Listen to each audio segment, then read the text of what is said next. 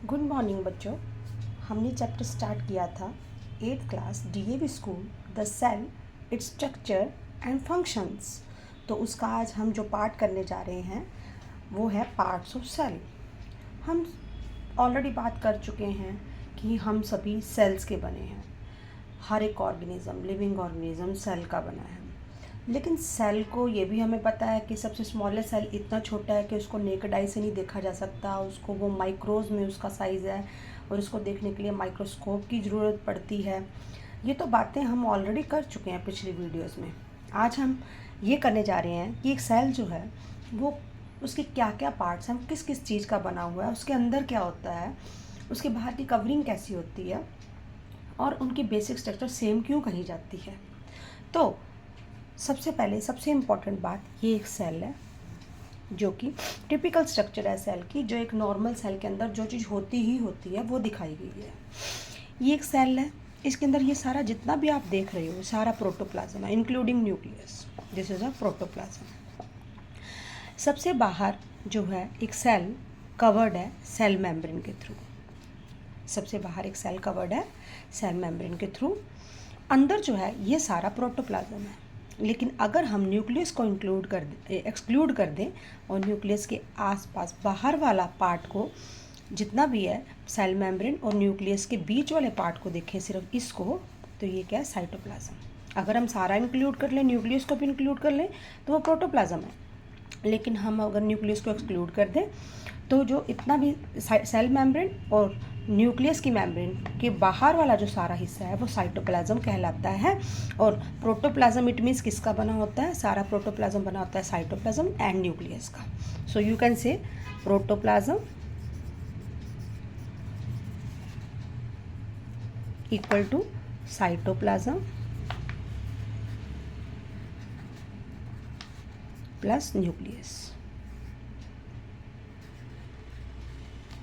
Okay, so अब बात करते हैं साइटोप्लाज्म में क्या क्या होता है। साइटोप्लाज्म के अंदर बहुत सारी स्ट्रक्चर्स होती हैं, जैसे कि आपको छोटी छोटी डॉट्स की फॉर्म में और ये बड़ी बड़ी दिखाई भी दे रही हैं। साइटोप्लाज्म के अंदर बहुत सारी ऐसी स्ट्रक्चर्स होती हैं जिनको सेल ऑर्गेनेलिज कहा जाता है। ये जो सेल ऑर्गेनेलिज हैं are structures present within the cell. ये सेल के अंदर होती हैं एंड परफॉर्म रेलिवेंट फंक्शन, और सेल के कुछ इंपॉर्टेंट फंक्शंस को परफॉर्म करती हैं।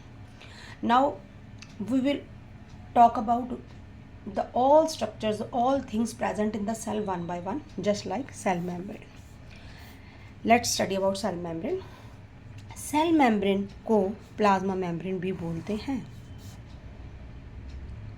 इस सेल मेम्ब्रेन के अंदर जेल जैसा मटेरियल होता है जिसको प्रोटोप्लाज्म कहा जाता है।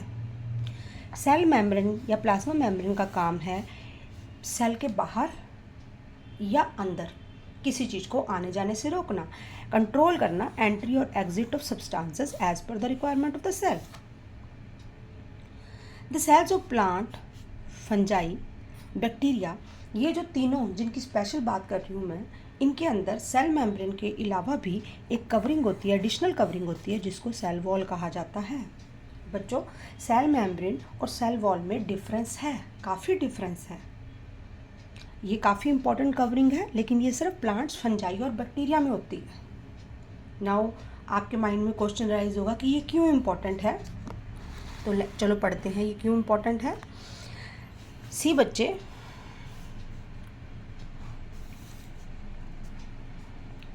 जो सेल वॉल है वो इम्पॉर्टेंट कवरिंग है प्लांट सेल्स में, क्योंकि हमें पता है प्लांट बाहर से रिजिड होते हैं।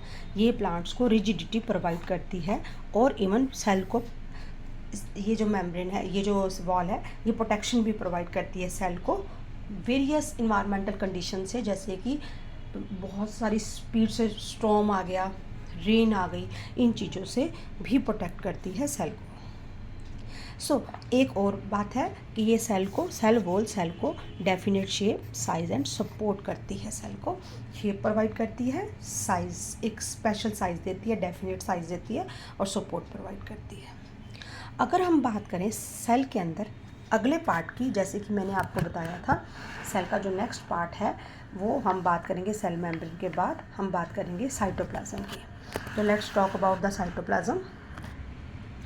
The portion of the protoplasm lying inner to the cell membrane but outside the nucleus. As I have already told you, nucleus की मेम्ब्रेन और सेल मेम्ब्रेन के बीच वाला पार्ट, ये वाला जो पार्ट है, ये सारा पार्ट कहलाता है साइटोप्लाज्म।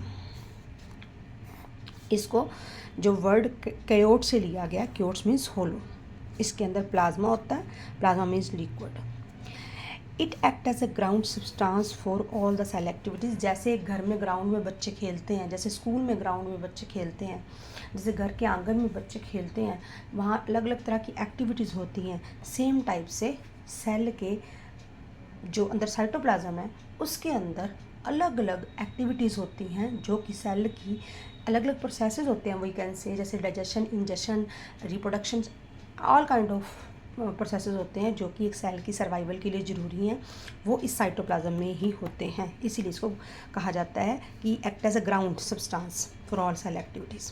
पर अब क्वेश्चन है कि ये बना किसका हुआ है?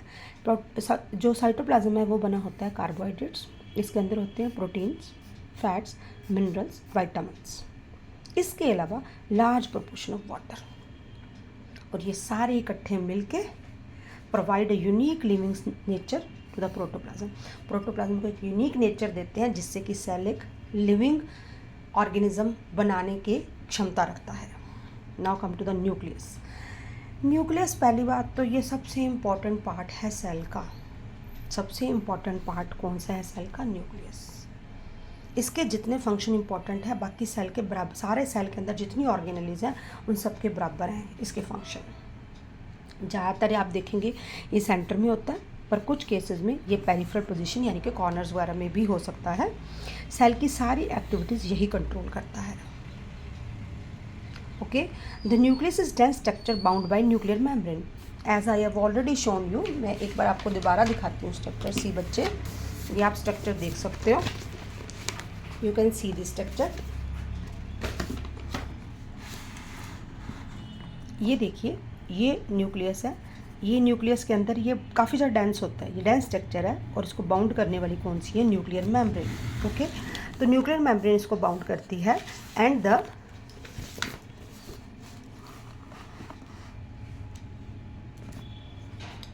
Protoplasm of the nucleus is called, जैसे कि हमने एक सेल का प्रोटोप्लाज्म है, आपने अभी पढ़ा है कि एक सेल का प्रोटोप्लाज्म होता है। जैसे सेल का प्रोटोप्लाज्म, आपने ये एक सेल है, ये न्यूक्लियस है, ये सारा सेल का प्रोटोप्लाज्म है इंक्लूडिंग न्यूक्लियस। सेम वे से जो न्यूक्लियस का प्रोटोप्लाज्म है उसको न्यूक्लियोप्लाज्म कहा जाता है। और न्यूक्लियस के अंदर आपको थ्रेड जैसी ऐसी स्ट्रक्चर्स दिखती हैं, थ्रेड जैसी स्ट्रक्चर्स जिनको हम नेटवर्क होता है, ये थ्रेड लाइक स्ट्रक्चर्स का नेटवर्क होता है जिसे हम क्रोमेटिन बोलते हैं। इस मटेरियल को हम क्रोमेटिन बोलते हैं। जब सेल डिवाइड करने के लिए रेडी होता है, यानी कि रिप्रोडक्शन के लिए रेडी होता है, एक सेल से 2 सेल बनने होते हैं, 2 से 4 बनने होते हैं, तो ये क्रोमेटिन मटेरियल जो है उस टाइम अपने आप को कंडेंस कर लेता है और थिक थ्रेड लाइक स्ट्रक्चर्स में कन्वर्ट हो जाता है, जिसको क्रोमोसोम्स कहते हैं। यानी कि जब ये सेल डिवाइड करने के लिए रेडी होगा तो ये जो थ्रेड लाइक स्ट्रक्चर्स हैं ये अपने आप को पूरा ऑर्गेनाइज्ड वे से अरेंज कर लेंगी और थिक हो जाएंगी। Then they are called chromosome. This is the network of thin threads is called chromatin, and when the cell is ready to divide, तब ये न्यूक्लियस होगा, जो ये सेल है, ये न्यूक्लियस होगा जो उसके अंदर जो क्रोमेटिन है वो थिक थ्रेड लाइक स्ट्रक्चर्स में कन्वर्ट हो जाएगा और क्रोमोसोम्स बन जाएंगे। ये इनको ही क्रोमोसोम कहेंगे। These chromosomes are the structures responsible for the characters of और genes inherited by one generation from the earlier generation. Parents से बच्चे के अंदर जितने भी गुण आ रहे हैं वो सारे के सारे इन क्रोमोसोम्स के करके आ रहे हैं, क्योंकि यही जीन्स रिस्पॉन्सिबल है for the characters inherited by next generation.